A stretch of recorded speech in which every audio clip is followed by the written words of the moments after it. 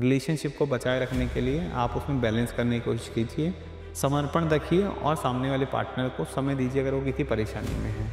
Relationship कोई menu का मोहताज नहीं है, किसी भी तरीके का, कि अगर आप ये सोच लेंगे कि लड़का बहुत सुंदर हो या लड़की बहुत सुंदर हो, ठीक है, लड़का बहुत कमाता हो या नहीं कमाता, लड़की बहुत पैसे वाले घर की हो या नहीं हो, अमीर गरीब, या फिर क्या है कि जात पात धर्म, इन सब चीज़ों से ऊपर है।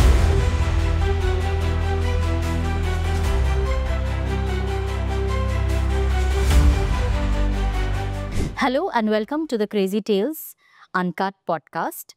आज के इस पॉडकास्ट में हम कुछ ऐसी चीज़ों के ऊपर डिस्कस करेंगे जो हमारी डे टू डे लाइफ को इफ़ेक्ट करती है और जो हमारी लाइफ में सबसे इम्पॉर्टेंट चीज़ होती है वो है रिलेशनशिप्स जितना ज़्यादा हेल्दी होता है हमारी लाइफ उतनी ज़्यादा स्मूथ होती है और हर कोई रिलेशनशिप्स को लेकर के हमेशा कहीं ना कहीं एक बैलेंस मेंटेन करने की कोशिश करते हैं। सो आइए आज डिस्कस करते हैं रिलेशनशिप्स के बारे में, अपने रिलेशनशिप्स को कैसे आप बेहतर कर सकते हैं। एक हेल्दी और एक स्मूथ रिलेशनशिप के लिए क्या क्या नीडफुल चीज़ें हमें अपनी लाइफ में अप्लाई करना चाहिए। Welcome to this podcast. Thank you. हमारे साथ है mister Manish Mishra and let's discuss what relationships are. एंड अगर आपके कुछ भी क्वेश्चंस होते हैं आप हमारे साथ ज़रूर शेयर कीजिए। हम चाहेंगे कि हम आपके साथ हमारे अगले वीडियोस में अपने कुछ और थॉट शेयर कर सकें। जैसे कि आज का पॉडकास्ट का हमारा टॉपिक है रिलेशनशिप्स और हम कुछ ऐसी पहलू के ऊपर डिस्कस करेंगे रिलेशनशिप्स के ऊपर जिन जो हमारी लाइफ को हमेशा इफ़ेक्ट करती है। आपके हिसाब से एक हेल्दी रिलेशनशिप का क्या मीनिंग है? आपने पूछा हेल्दी रिलेशनशिप क्या होता है? मेरे हिसाब से पहले तो मैं ये समझना और समझाना चाहता हूँ दोनों चीज़ें, कि रिलेशनशिप को जब भी हम किसी चीज़ से जोड़ के देखते हैं या इस तरह का कोई वर्ड यूज़ हमारे सामने आता है डेली लाइफ में, तो हम हमेशा अनमैरिड कपल को ही दिमाग में लाते हैं। रिलेशनशिप मतलब रिलेशन है मेरा उसके साथ। अब जबकि रिलेशन किसी के साथ भी हो सकता है ना?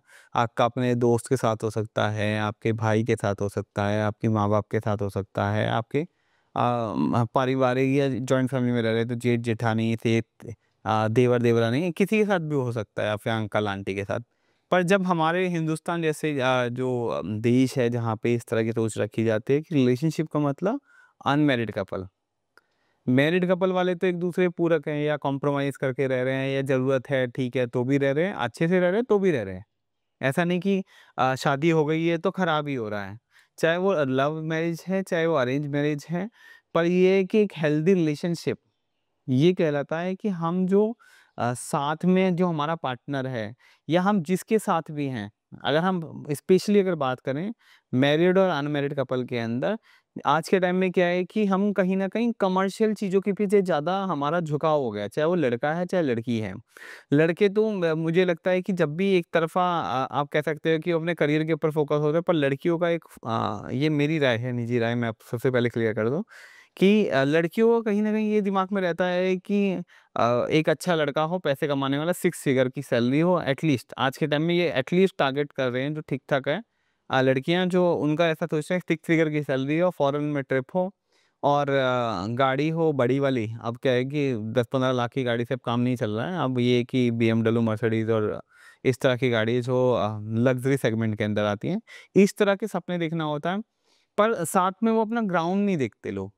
कि मैं किस ग्राउंड से आता हूँ, मैं किस बैकग्राउंड से आया हूँ, क्या ये जो भौतिक चीज़ें हैं, जो हमारी ऐसी चीज़ें हैं जो अ, हमारी केवल ऐसी कमर्शियल चीज़ों को या कमर्शियल डिमांड को ही पूरा करता है।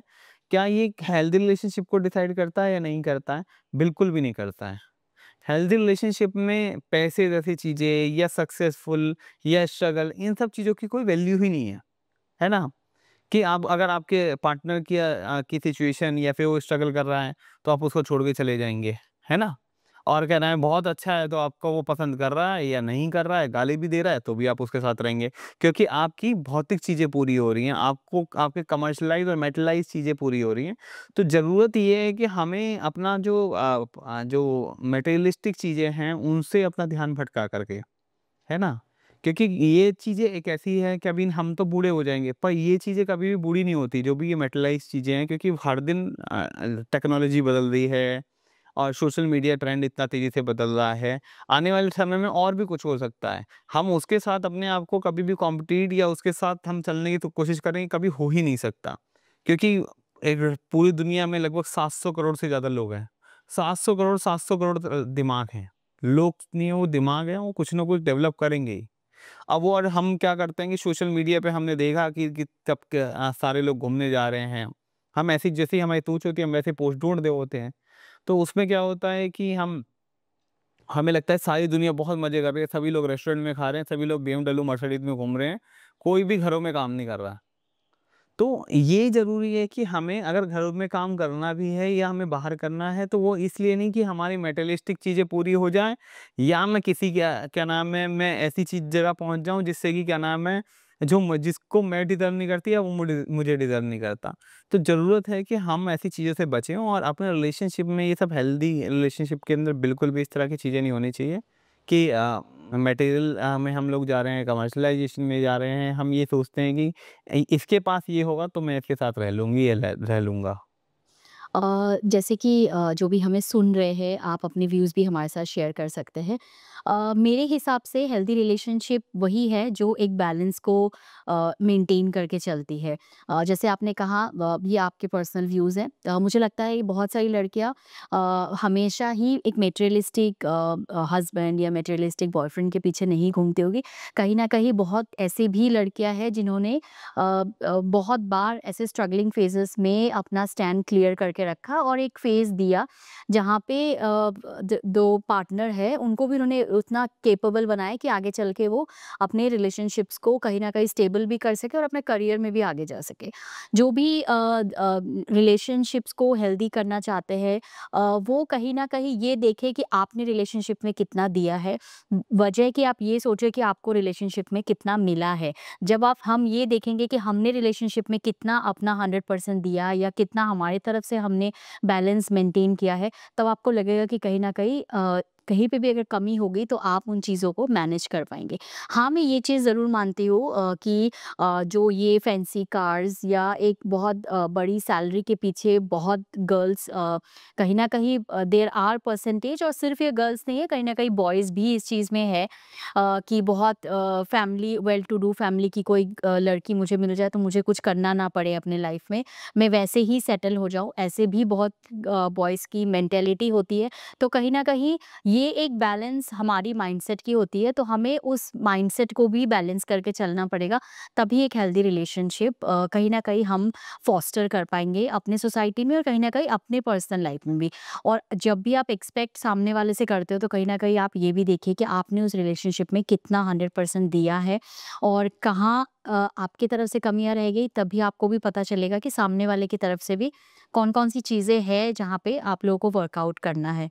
दूसरी चीज़, एक चीज़ जो अभी बहुत दिनों से मैंने देखा है कि जब हम फ़ेसबुक खोलते हैं या हम सोशल मीडिया के किसी भी प्लेटफ़ॉर्म में जाते हैं, तो कहीं न कहीं एक बहुत ज़्यादा नेगेटिव चीज़ें दिखने लगती हैं। और हालाँकि जैसे मुझे लगता है कि डिवोर्सेज़ एक की एक जैसे सुनामी आ गई है। डिवोर्सेज़ के केसेज़ इतनी ज़्यादा दिखने को लगते हैं सोशल मीडिया में, और कहीं न कहीं एक एक्सट्रीम रिलेशनशिप, ऐसी भी रिलेशनशिप है जहाँ इल्लीगल रिलेशनशिप है और चीज़ों को एकदम एक्सट्रीम तक लेकर जा रहे हैं लोग। तो ये 2 पहलू है, सोशल मीडिया आप खोलेंगे आज के टाइम में कहीं न कहीं ये न्यूज़ बहुत ज़्यादा है। सो इसमें मेरा एक पॉइंट ये है कि आज से लगभग 30 साल, 40 50 साल पहले भी रिलेशनशिप्स थे, जहाँ पे शादियों में बिना ब्राइड को देख कर के भी लोगों ने शादियाँ करी है, and even those relationship are sustaining. So आपको क्या लगता है, क्या फैक्टर्स है जो रिलेशनशिप को इफ़ेक्ट कर रही है, या फिर कहीं न कहीं ये चीज़ें इतनी ज़्यादा क्यों दिख रही है आज के टाइम में? पहला नंबर इसका जो सोशल मीडिया है, जो आपने कहा कि तलाक क्यों बढ़ रहे हैं और जो इल्लीगल रिलेशनशिप हैं या जो संबंधों में जो परिपक्वता है, वो ख़त्म क्यों हो रही है? इस सब के पीछे पहला रीज़न तो सोशल मीडिया है। सोशल मीडिया पे क्या है कि हम भी सब कुछ डालने लगे हैं। पहले कहा जाता था कि धन, प्यार और खाना छुपा के करो। अब क्या है कि जो नहीं भी करो वो भी बता के करो। जो नहीं भी करने वाले हैं वो भी बता देते हैं। तो सोशल मीडिया पे एक-एक चीज़, अब खाना खाने जा रहे हैं रेस्टोरेंट में वो भी डाल दे रहे हैं। आप कह रहे हैं मैं कहीं घूमने जा रहे हैं, वो भी डाल दे रहे हैं। जो काम करने वाले हैं उसका एडवांस डाल दे रहे हैं। बच्चा होने वाला है उसका एडवांस वो कर दे रहे हैं। हर एक चीज़ सोशल मीडिया पे एक पता नहीं लाइक और फॉलोवर गेन करने के लिए लोग बहुत कुछ हद तक जा रहे हैं। और जिसकी वजह से क्या होता है कि हमारा जो इस तरह के लोग जो कि जल्दी जिनका दिमाग बदल जाता है या फिर वो ज़्यादा जल्दी इन्फ्लुएंस हो जाते हैं, वो लोग क्या काम करते हैं कि इन सब बातों में बहुत तेज़ी से आ जाते हैं। उन्हें लगता है कि यही ज़िंदगी है जो सोशल मीडिया पे दिख रही है, हमें भी ऐसे ही करना है। ये नहीं देखते कि जो आदमी या कई बार तो बहुत सक्सेसफुल लोग हैं, उनकी लाइफ़स्टाइल ही ऐसा है, वो नहीं भी करेंगे तो भी कहीं न कहीं से सोशल मीडिया से उठ के उनको टैग कर दिया जाता है। तो ऐसे में क्या होता है जो ऐसे बैकग्राउंड से जो लोग आते हैं जिनको नया-नया सोशल मीडिया देखने को मिला, नया-नया फ़ोन और नई-नई ऐसे सिचुएशंस के अंदर होते हैं कि जिसकी वजह से उन्हें लगता है कि यही दुनिया है और हमें इसी तरह का बनना है। तो उनके जो ये कह सकते हैं कि लीडर हैं या रोल मॉडल हैं, वो उस तरह के लोग बन जाते हैं। अब रोल मॉडल जब लोग इस तरह के बन जाते हैं तो ये जो पर्सन है, लेडी है या जेंट्स है, वो जब देखता है कि मुझे भी इस तरह का बनना है, वो उस आदमी के पीछे की मेहनत नहीं देखता, उसके पीछे के स्ट्रगल नहीं देखता और डेली लाइफ के चैलेंजेस नहीं देखता कि कितनी मेहनत के बाद वो सब चीज़ें उसको हासिल हो रही है। वो उसके पीछे किसी शॉर्टकट के पीछे लग जाता है कि मुझे वहाँ तक पहुँचने के लिए कोई भी रास्ता वो लीगल है, इल्लीगल है, सोशल है, एंटी सोशल है, कुछ भी है। वो ज़रूर क्या नाम है वो उस टारगेट को रख लेता है और वो अपनी मेन्यू कार्ड में डाल देता है। हर कोई हमारा समाज भी ऐसे ही है। हमारा समाज भी यही काम कर रहा है। अब सोशल मीडिया है, एक सामाजिक तौर पे भी होता है। आज के टाइम में हिंदुस्तान जैसे देश के अंदर गाड़ी लेना एक स्टेटस है, चाहे वो कमा 10 ही हज़ार रुपए रहा हो, बिना कमाए भी। और लड़का क्या नाम है अगर ठीक-ठाक कमा रहा है तो दहेज भी चाहिए उसको। दहेज की वजह से भी क्या नाम है गाड़ी मिल रही है। अब उसको मिल रही है तो मुझे भी मिले।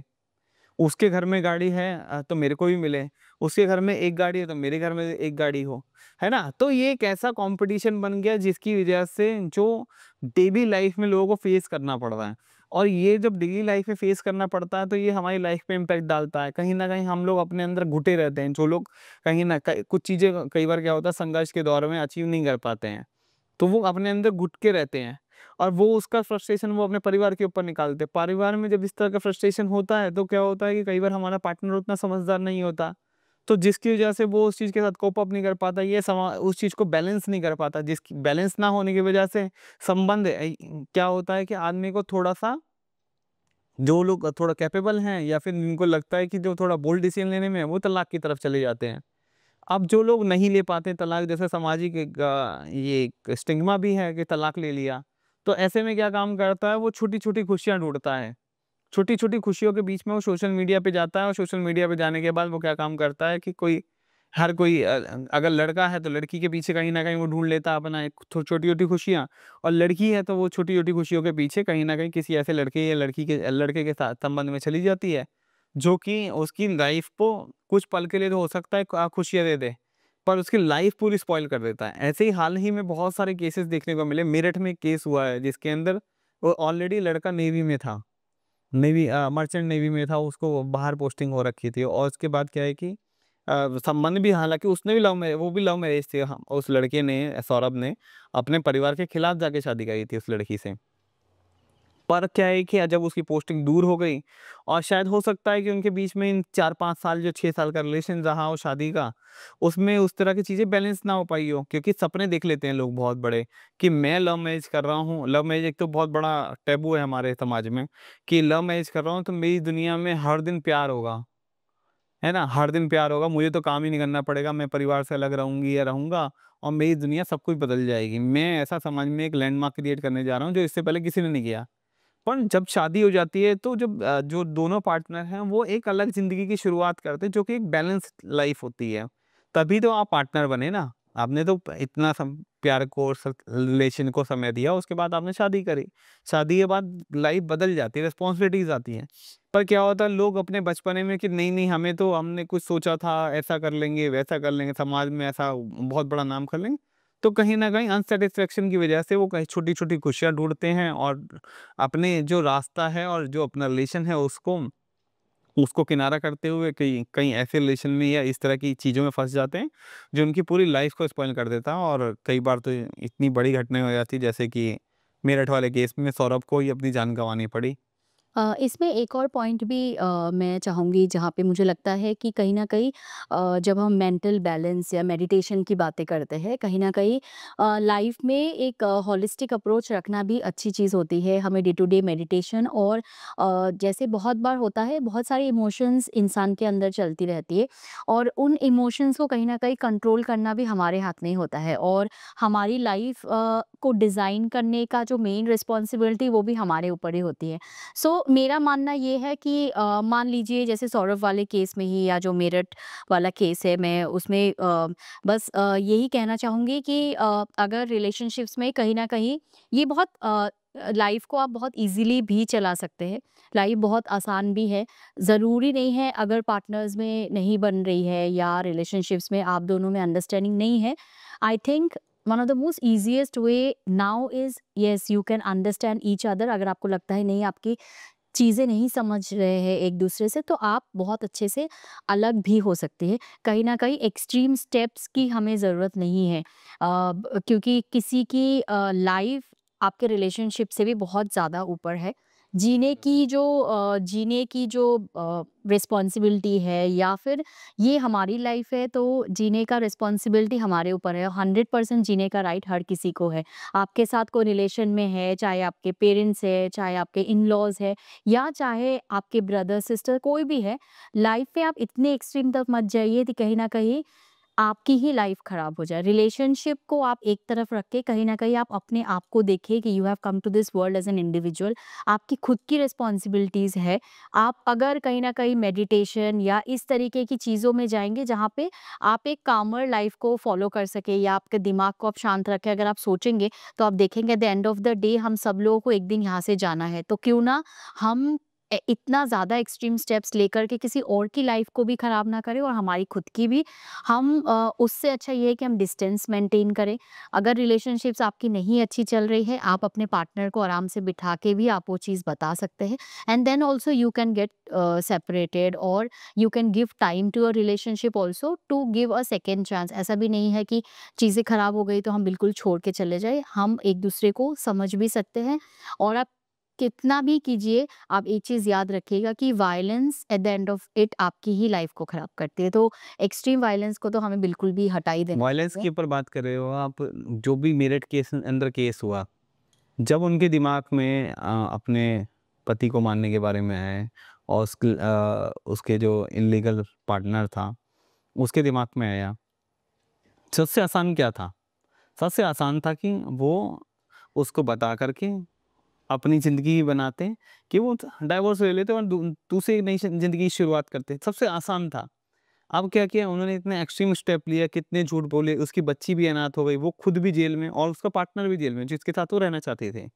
और सोचो कि ये कम से कम इनको 14 साल की जेल तो होगी, इतना एक्सट्रीम स्टेप उठाने के बाद। एक आदमी दुनिया से चला गया, एक बच्ची अनाथ हो गई जो उनकी खुद की थी, है ना?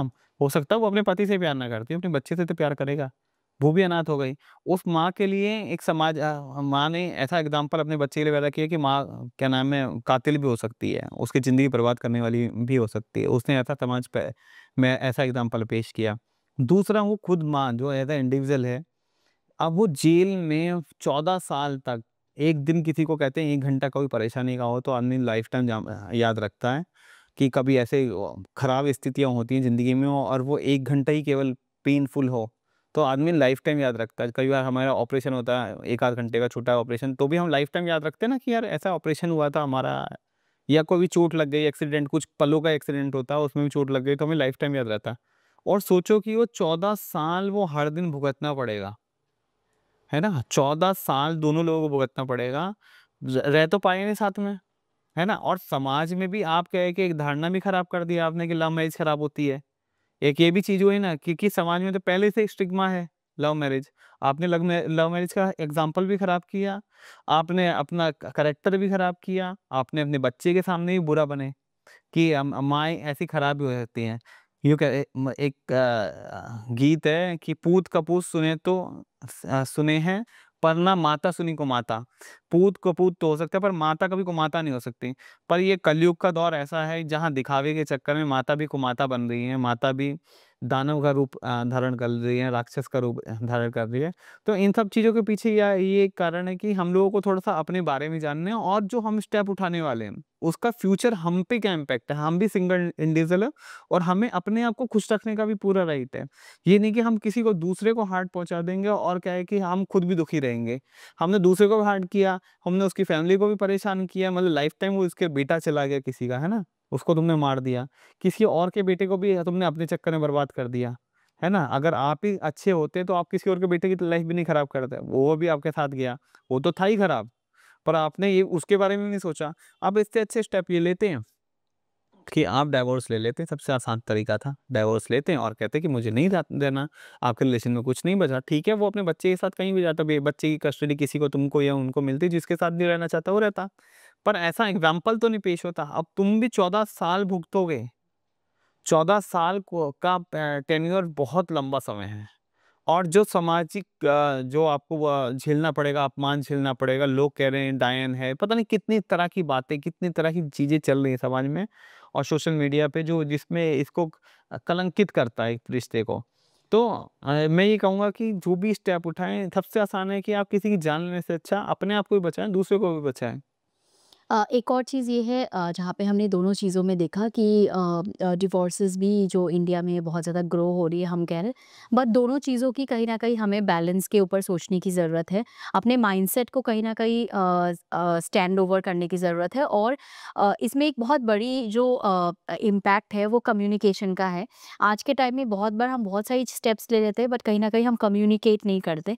Communication is one of the easiest way जिससे हम बहुत सारी चीज़ों को सॉल्व आउट कर सकते हैं। नो डाउट मिसअंडरस्टैंडिंग्स होती है, बहुत बार लोगों में मतलब उतना समझ नहीं होता, but the most easiest way is to take your time out और आप सोचो कि यहाँ आपको क्या डिसीजंस लेनी है and then you take this decision and come out of it. इसमें एक दो चीज़ों के ऊपर हम और भी डिस्कस करना चाहेंगे जब हम हेल्दी रिलेशनशिप्स के बारे में बात करते हैं।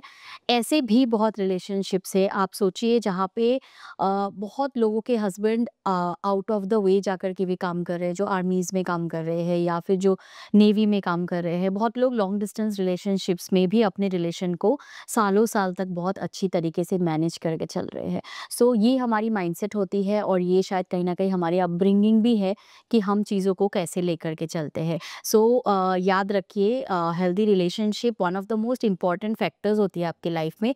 और हमेशा कोशिश कीजिए कि अच्छे लोगों के साथ रहें। आपका सर्कल चाहे बहुत छोटा-सा ही हो, बट आपके साथ एक अच्छा सर्कल हो, एक अच्छे बॉन्ड के साथ आप जिए। घुट के जीने से अच्छा है आप उस चीज़ के बारे में बहुत अच्छे से बात करके आप निकल जाएँ। और आप कहीं न कहीं जितना ज़्यादा आप खुश रहेंगे, आप अपनी फैमिली को भी खुश रखेंगे और आपके सराउंडिंग्स भी उतनी हैप्पी रहेंगे। और अब हम थोड़ा-सा ज़ेन ज़ी के बारे में बात करना चाहेंगे। ज़ेन ज़ी कल्चर आप सब लोगों ने देखा है, जो अपकमिंग हमारी जनरेशन है, जो सोशल मीडिया, गैजेट्स और जो बदलती ट्रेंड ऑफ लाइफ के साथ अपने आप को कोप अप कर रही है। इन ज़ेन ज़ी टर्म्स में भी रिलेशनशिप्स के बहुत सारे नेम्स हैं। ओपन रिलेशनशिप है, सिचुएशनशिप है, कहीं न कहीं मैरिजेस भी ओपन मैरिजेस हो रही है। And there are also same sex marriages जहाँ पे सेम सेक्स मैरिजेस भी हो रही हैं। सो हम हर तरीके के रिलेशनशिप्स को देख रहे हैं आज के टाइम में। सो जो जेनज़ीज़ है बट देखिए कहीं न कहीं at the end of the day हम सब लोग वही लोग हैं जो हम 20 साल पहले भी थे, 30 साल पहले भी थे। हमारी सराउंडिंग्स बदल रही है, सोशल मीडिया बदल रही है। पर क्या आपको लगता है कि जो ये जेनज़ी कल्चर है, वो कल्चर कहीं न कहीं हमारी बेस कल्चर को चेंज कर सकती है या जेनज़ी एक बिल्कुल अलग ही ट्रेंड बन रही है? जेन ज़ी जो वर्ड है बेसिकली ये तो अभी रिसेंटली आया है, पर ये जेन ज़ी लोग तो पहले भी हुआ करते थे ना, मतलब हम एज को एक एज सेगमेंट को जेन ज़ी बोला जा रहा है। जो 25 साल, 23, 24 साल से नीचे के लोग हैं और 17-18 से ऊपर के लोग हैं, उस सेगमेंट को बोला जा रहा है कि जेन ज़ी जनरेशन है। पर उस जनरेशन में क्या हो रहा है कि सोशल मीडिया और दिखावा और चीज़ों के बराबरी या कुछ भी चीज़ को पा लेने का हर तरह का जोश होता है ना? इसको पॉज़िटिव तरीके से भी लिया जा सकता है और नेगेटिव तरीके से भी लिया जाता है। पर अगर हम आज बात कर रहे हैं रिलेशनशिप के ऊपर, है ना? रिलेशनशिप में अगर बात कर रहे हैं तो आजकल बहुत सारा टर्मिनोलॉजी आ गई है इसमें। ब्रेड क्रम्ब आ गया है ना? और उसके बाद ओपन रिलेशनशिप है, सिचुएशनशिप है, वन नाइट स्टैंड है, इस तरह के बहुत सारे नाम टर्म्स यूज़ किए जा रहे हैं। जिसके अंदर कोई वेटिंग में है, कोई पॉकेट में है, इस तरह का ये सब भी टर्म्स हैं जिसमें ये है कि एक रिलेशनशिप में आप हो, तो आप किसी लड़की को या लड़के को वेटिंग में रख सकते हो। वो आप मतलब जब आपका ब्रेकअप हो जाएगा तो दूसरी आ जाएगी या आ जाएगा, है ना? इस तरह की भी है। अब सिचुएशनशिप वाला भी है जिसमें कि आप केवल एक मतलब हालात के हिसाब से आपका उस टाइम सिचुएशन बने हुए हैं। उसके बाद आप जैसे उससे मतलब आप किसी जॉब में हैं या आप किसी प्रोजेक्ट में काम कर रहे हैं, कॉलेज में काम कर रहे हैं, तो उस दौरान केवल आपका वो सिचुएशन है, अदरवाइज़ नहीं है। तो इस तरह के बहुत सारे टर्म्स चल रहे हैं जिसमें कि कहीं न कहीं रिश्ते नहीं हैं। लोग ये चाह रहे हैं कि मैं सारे जितने टर्म्स हैं ना 7-8 टर्म्स हैं, गूगल करेंगे तो आपको मिल जाएगा ये आसानी से कि कितने टर्म्स जेन ज़ी की इस टाइम से रिलेशनशिप से जुड़ी हुई हैं। तो ये क्या सोच रहे हैं लोग जो ये जनरेशन है 5-6 साल के बिटवीन जो ग्रो कर रही है, वो ये सोच रही है कि मैं ये सारे टर्म्स का पार्ट बनूँ। मैं वेटिंग में भी रहूँ, मैं किसी को वेटिंग में भी रखूँ, है ना? तो और मैं सिचुएशनशिप में भी रहूँ और मैं किसी को सिचुएशनशिप में लेके भी आऊँ। तो वो चाह रहा है कि ये मेरी अचीवमेंट है ना? और अचीवमेंट के बीच में क्या है कि कइयों को जो जब लोग नहीं उस चीज़ को उस सारे टर्म्स को नहीं पूरा कर पा रहा है, ये अपने मेन्यू कार्ड में नहीं फिट बैठा पा रहा है, तो कहीं न कहीं डिप्रेस हो जा रहा है, अपने आप को फ्रस्ट्रेट महसूस कर रहा है। तो जिसके साथ हो रहा है या अच्छा कर रहा है या खराब कर रहा है, वो उसके साथ भी क्या है, वो कुछ न कुछ गलत करने की कोशिश भी कर रहा है। तो इससे ही ज़्यादा ज़रूरत है कि क्या आज के टाइम में कि यूथ को ये करना चाहिए कि हमें पार्टनर या अगर हम किसी रिलेशनशिप में जाने के लिए तैयार हैं, अगर हम नहीं जाना चाहते तो ठीक ही है, कि हाँ ठीक है, आप अपने करियर के ऊपर फ़ोकस कर सकते हैं और आप ज़िंदगी में बहुत कुछ है बदलने के लिए। ज़रूरी थोड़ी ना कि एक रिलेशनशिप ही आपको 24 साल तक के बीच में मिलेगा तो ठीक है, नहीं मिला तो नहीं मिला। है ना? ऐसा प्रेशर भी नहीं होना चाहिए ना, बहुत बार क्या होता है कि हम जिस स्कूल में पढ़ते हैं और जब हम टीनेजर से नेक्स्ट ग्रुप के अंदर जा रहे होते हैं तो हमारे रिलेशन नहीं बनते, बहुत बार ऐसा होता है। आपके गर्लफ्रेंड बॉयफ्रेंड नहीं हो सकते। इसके बाद आप जब कॉलेज में जाते हो, कॉलेज में जाने के बाद भी नहीं हो सकता है। आप ऑफ़िस जा रहे हो, जॉब में जा रहे हो तब भी नहीं हो सकता है, किसी प्रोफ़ेशनल कोर्स में हो तब भी नहीं हो सकता है। पर हो सकता है, पर हर एक आदमी के लिए तो एक पार्टनर है ही ना। दुनिया में कहीं न कहीं से है ही, चाहे वो अरेंज मैरेज के थ्रू भी आ सकता है वो पार्टनर। ज़रूरी नहीं है आपको लव मैरेज में बहुत अच्छे संबंध या आप करियर में फ़ोकस करेंगे तो आपको अच्छा पार्टनर नहीं मिलेगा। ऐसा नहीं है। कहीं ये एक एक चीज़ ना हमारे फ़ियर ऑफ मिसिंग आउट जो है ना, फोमो जो हमारे दिमाग में फोमो टर्म्स चल रही है कि कुछ छूट जाएगा, जबकि ऐसा कुछ नहीं छूट रहा है। सब एक दौड़ के पीछे भाग रहे हैं जो कि है ही, वो कहीं खत्म ही नहीं हो उस दौड़, वो दौड़ कभी भी खत्म नहीं होने वाली है। तो वो उस सोच से हमें बाहर निकलना पड़ेगा कि हमें ज़िंदगी को कैसे बेहतर बना सकते हैं in terms of relationship, in term of career, इन सब चीज़ों को हमें सोच के चलना पड़ेगा कि ये ठीक है, टाइम पास है। टाइम पास के हिसाब से आप पर कहीं पता चले कि आपका टाइम ही पास ना हो जाए, है ना? और आप फिर टाइम पास होने के बहाने करने के बहाने ढूँढो कि आपकी ज़िंदगी का टाइम पास हो रहा है ना? आप संघर्ष में ही बीत रहा है हमारा, आप फ्रस्ट्रेट हैं, आप ज़िंदगी में फ़ोकस नहीं हो पा रहे हैं, आप घर जो हमारी आपकी शादी या पार्टनर है, आप उसको भी खुश नहीं कर पा रहे क्योंकि आपका प्रायर एक्सपीरियंस ऐसा रहा। तो इन सब चीज़ों से ज़रूरी है कि हम फ़ोकस रहें, चाहे वो रिलेशनशिप के साथ हो, चाहे ना हो, है ना? ऐसा नहीं हो कि कुछ छूटा जा रहा है, कुछ भी नहीं छूट रहा है। और जेनज़ीज़ के लिए जैसे जो मेरा मानना है, मैं ये मानती हूँ कि हर चीज़ ना फ़न एंड एंटरटेनमेंट के लिए अच्छा होता है। जेनज़ीज़ के लिए बहुत अच्छे-अच्छे कपड़े, बहुत अच्छे ब्रांड्स, बहुत सारी चीज़ें हैं। बट कहीं न कहीं मुझे लगता है कि रिलेशनशिप एक ऐसी चीज़ है जो आपको आगे तक लेकर चलती है।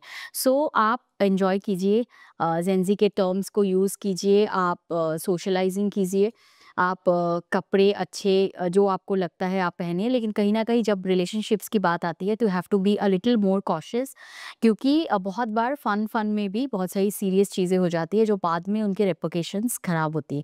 सो ये मुझे लगता है कि जेनज़ीज़ के लिए ये वन ऑफ द थिंग्स है जिनके ऊपर शायद जेनज़ीज़ को भी सोचना चाहिए। और जब हम रिलेशनशिप्स की बात करते हैं, सो रिलेशनशिप्स सिर्फ़ और सिर्फ़ हस्बैंड वाइफ़ की नहीं होती है, बहुत सारे रिलेशंस हैं जो आपके इर्द-गिर्द घूमती है। जब व्हेन यू गेट मैरिड और जब आप रिलेशनशिप में आते हैं, आपके आस-पास भी बहुत सारे नए रिलेशंस बनते हैं। बट मैं रिलेशनशिप की एक ही टर्म मानती हूँ, जो मुझे लगता है कि अगर आपको किसी ने दिल से माना है, तो आपके रिलेशंस हमेशा स्मूथ रहेंगे। और अगर कोई आपको रिलेशनशिप में नहीं आपको मन से मान रहा है, तो आप उस चीज़ को बहुत ज़्यादा आप पकड़ के चलेंगे कि सिर्फ मैं ही उस रिलेशन को चलाती जाऊँ और सामने वाले की तरफ से कोई एफर्ट्स नहीं होती। तो ये भी एक गलत टर्म है। हमेशा don't be that only person who is trying to be good, good, good. A person who always tries to good be good is never good to anyone. So अपने जो पॉइंट्स है, अपनी जो आपका जो स्टैंड है, हमेशा उसको क्लियर करके चलिए, ताकि सामने वाले को भी पता हो कि आपकी क्या स्टैंड है, रिलेशनशिप में आप कहाँ तक जा सकते हैं। हमेशा बहुत बार हमने देखा है कि एक पार्टनर अपना 100% से भी ज़्यादा देते हैं, लेकिन सामने वाले को बिल्कुल भी उसका 10% का भी ख़्याल नहीं होता है। तो कहीं न कहीं ये भी एक फैक्टर है जिसके ऊपर आपको सोचना चाहिए। आपको कहीं न कहीं where to stop and where to start आपको पता होना चाहिए। आपको बाउंड्रीज़ भी अपनी रिलेशनशिप्स की आपको पता होना चाहिए, जो मैं मानती हूँ। दूसरी चीज़ ये है कि कहीं न कहीं जो हम मैरिजेज़ के टर्म्स को लेकर के चलते हैं, जैसे लव मैरिज हो गया, अरेंज मैरिज हो गया, ये मेरा पर्सनल मानना है कि किसी की अगर लव मैरिज हो गई है, तो बिल्कुल एक बैड फेज़ ऑफ लाइफ में नहीं लेना चाहिए उसको कि अगर किसी की शादी में किसी ने पसंद करके शादी करा, तो वो जो इंसान आएगा वो हमेशा खराब ही होगा, या जो इंसान आएगी वो हमेशा खराब ही होगी। वो रिलेशनशिप एक-दूसरे ने एक-दूसरे को समझ के ही कहीं न कहीं किया होगा। और आप सोचिए कि जब आप अरेंज मैरिज करते हैं, तो वहाँ पे आप किसी को भी पकड़ के जब आप लाते हैं ना, आप उसकी भी कोई गारंटी नहीं ले सकते, ठीक है? वो भी एक थर्ड पर्सन है जिसको आपने सिर्फ 1 या 2 ही दिन देखा है, और आप उसको पूरी ज़िंदगी की कमिटमेंट दे देते हैं। तो जो ये इंडिया में एक टैबू है कि अरेंज मैरिज है तो 100% बहुत अच्छे हैं, तो ऐसा अच्छा नहीं है। लव मैरिज में भी बहुत अंडरस्टैंडिंग रिलेशंस है। बहुत बार लव मैरिज करके भी बहुत लोगों ने ज़िंदगी में बहुत आगे बढ़ा है। और ये जो so called love arrange marriage में ऐसा बोला जाता है कि हम लेकर के आए हैं, तो हमारी जो कल्चर है, या जो हमारे रिचुअल्स है, या हमारे जो कस्टम्स है, वो हमारी बहुत अच्छी तरीके से आगे बढ़ के जाएगी। तो वो भी ज़रूरी नहीं है। तो ये एक पेरेंट्स का माइंडसेट होता है कहीं न कहीं। तो मुझे लगता है कि ये माइंडसेट भी कहीं न कहीं क्लियर होने की बहुत ज़रूरत है, क्योंकि जो लोग सिंगल रह रहे हैं, कहीं न कहीं उनकी अपनी माइंडसेट तो चल रही है, पर जो लोग अपनी फैमिली के साथ रह रहे हैं, कहीं न कहीं फैमिलीज़ के प्रेशर भी होता है एक इंडिविजुअल के ऊपर, रिलेशनशिप के ऊपर। जबकि हस्बैंड वाइफ जब रहते हैं, तो इन-लॉज़ के भी बहुत बार प्रेशर्स होती है कि नहीं-नहीं, तू पसंद करके लाया है तो गलत ही होगा, या तुम पसंद करके लाई हो तो वो लड़का खराब ही होगा। ये हम बहुत बार हमें देखने को मिलता है इंडिया जैसे कंट्री में। तो कहीं न कहीं ये पेरेंट्स को भी समझने की ज़रूरत है, ये सोसाइटी को भी ये एक्सेप्टेंस करने की ज़रूरत है कि लव मैरिजेज़ को हमेशा एक टैबू मत बनाइए। आप अपने अरेंज मैरिजेज़ को भी देखिए, और आप लेकर के आ रहे हैं किसी को पसंद करके, आप टिक, टिक, टिक कर देंगे कि इतनी सैलरी होनी चाहिए, और रिलेशनशिप में लड़का मेन्यू ऐसा कार्ड होना चल रहा है। चाहिए, या मेनू कार्ड चल रहा है कि लड़की ऐसी ही होनी चाहिए, हमारे ही कास्ट की होनी चाहिए, और हमारे कास्ट के कल्चर की हो होनी तो चाहिए। कास्ट के साथ-साथ अभी एक और चीज़ें मैं कुछ ऐसे हाल मतलब पीछे कुछ एक ग्रुप्स में था, तो उसके अंदर मैं मेन्यू कार्ड चेक करता था कि लड़की यहाँ से होनी चाहिए, इनकी 4-5 कास्ट हैं, उनमें से ही होनी चाहिए।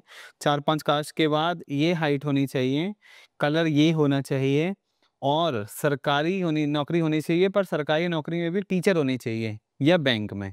क्योंकि उनके थोड़े ड्यूरेशन कम होते हैं, जॉब ड्यूरेशन आवर्स। जिससे क्या है कि घर पे आके वापस काम भी तो करवाना है। हुँ, झाड़ू, पोछा, बर्तन भाड़े भी तो करवाने हैं ना। हुँ, तो सारे काम करने के बाद फिर वो उनके मेन्यू कार्ड में फिट होती है। हुँ, और ये सारे मेन्यू कार्ड होने के बावजूद, ठीक है?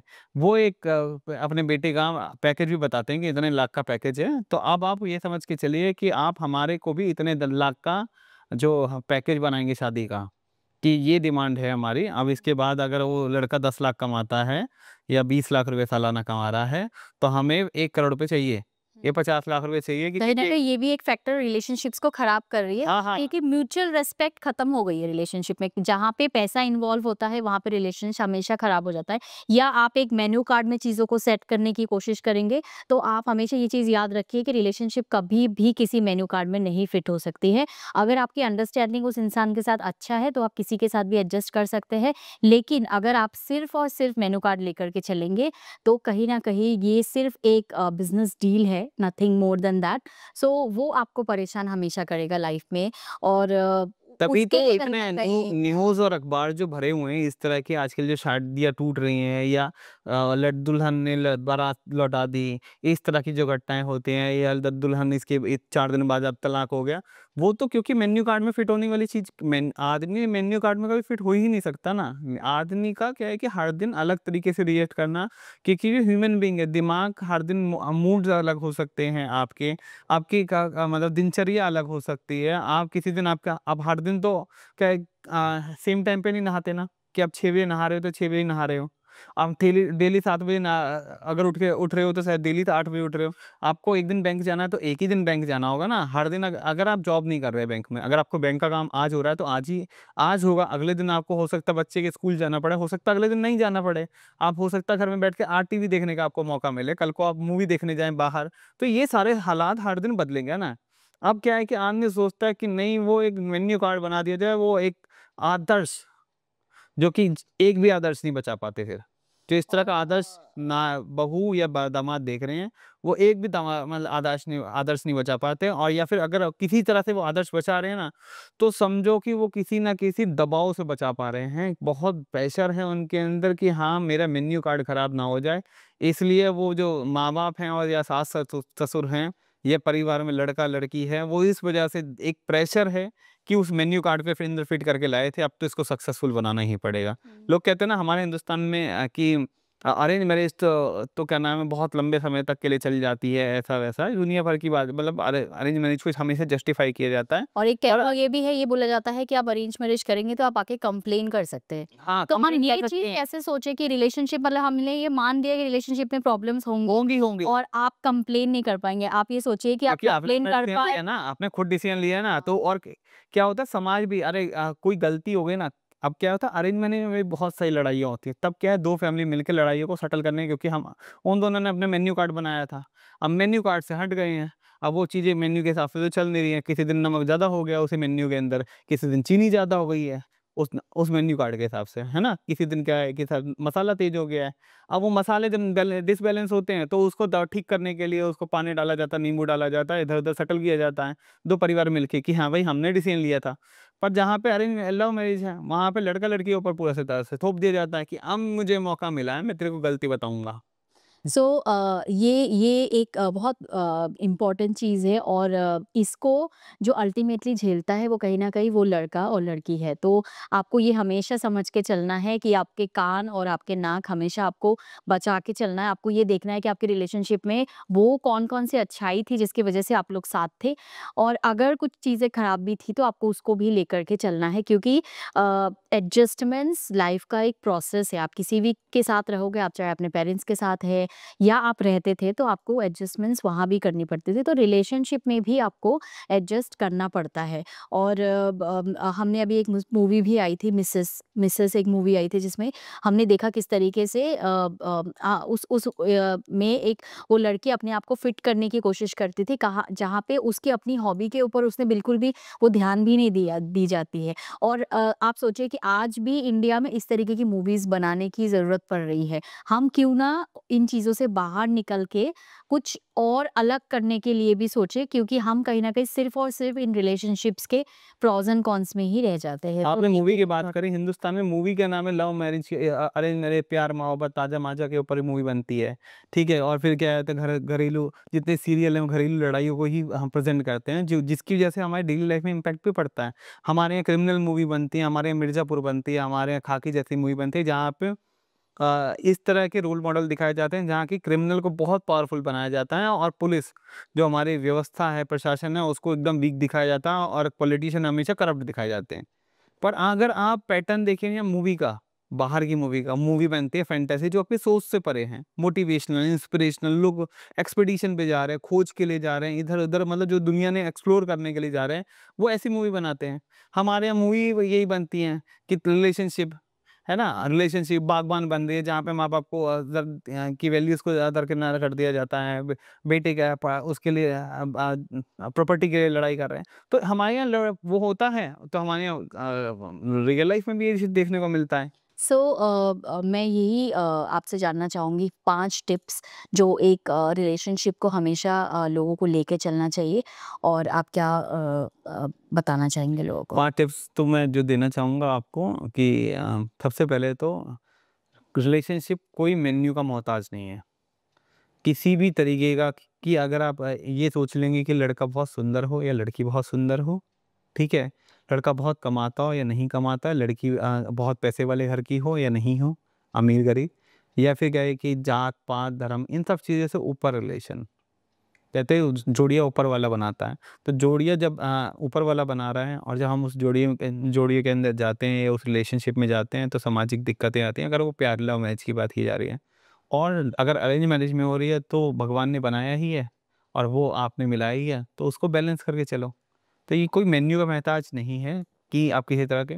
दूसरी चीज़ ये है कि देखिए कोई भी आदमी परफेक्ट नहीं है ना? कोई भी आदमी दुनिया में, मतलब आप जिसका भी एग्ज़ाम्पल उठा लो, कोई भी आदमी परफेक्ट नहीं है। हर एक आदमी से गलतियाँ हुई हैं।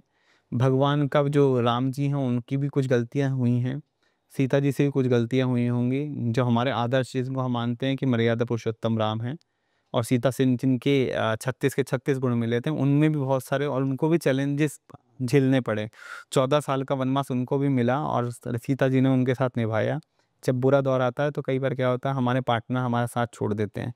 तो समर्पण का भाव होना चाहिए हमें उसमें, पर ऐसा भी नहीं होना चाहिए कि समर्पण के पीछे सामने वाला आपको केयर ही नहीं कर रहा है, ऐसा भी नहीं होना चाहिए। तो दूसरा पॉइंट यही है कि आप किसी भी रिलेशनशिप को बचाए रखने के लिए आप उसमें बैलेंस करने की कोशिश कीजिए, समर्पण रखिए और सामने वाले पार्टनर को समय दीजिए अगर वो किसी परेशानी में है। ठीक है। तीसरा ये है कि ज़िंदगी में बहुत सारी चीज़ें होंगी और क्या है कि कई बार आपको अच्छा पार्टनर नहीं भी मिलता है, तो आप हमेशा डिसीज़न ये भी लेने की कोशिश करें कि अगर नहीं मिला है तो आप उसको एक पोलाइटली उस रिलेशनशिप से हाथ जोड़ के, या अगर आपकी शादी हो चुकी है तो आप लीगली उससे अलग हो सकते हैं। ये ज़रूरी नहीं है कि अगर आपका पार्टनर अच्छा नहीं है या उसको पसंद नहीं करते हैं या आपको समय नहीं दे रहा है या कोई भी ऐसे सिचुएशंस है, तो आप लीगली या फिर अगर शादी नहीं हुई है तो आप हाथ जोड़ के वो कर लीजिए, मना कर दीजिए उसको।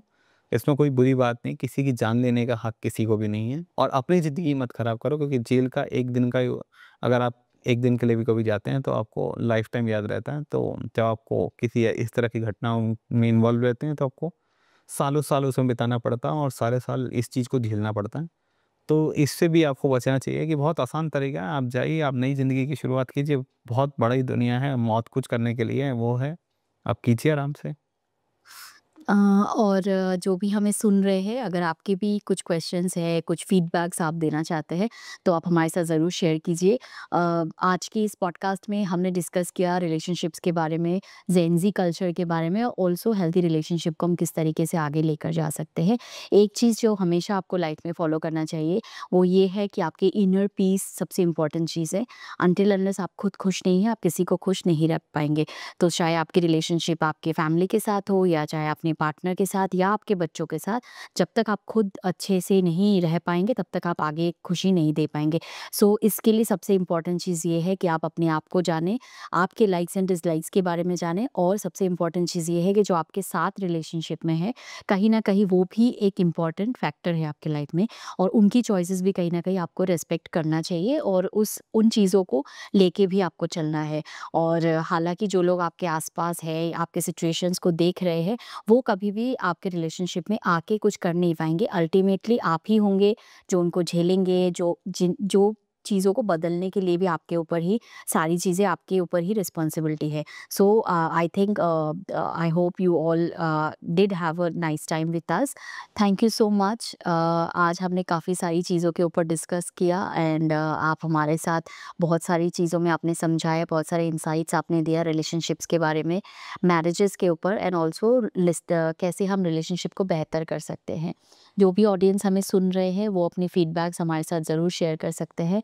Till we come up with more videos, आप हमें ज़रूर शेयर कीजिए कि कौन-कौन सी चीज़ें आप सुनना चाहेंगे, और till we come up with more videos, stay with us, stay tuned. Thank you.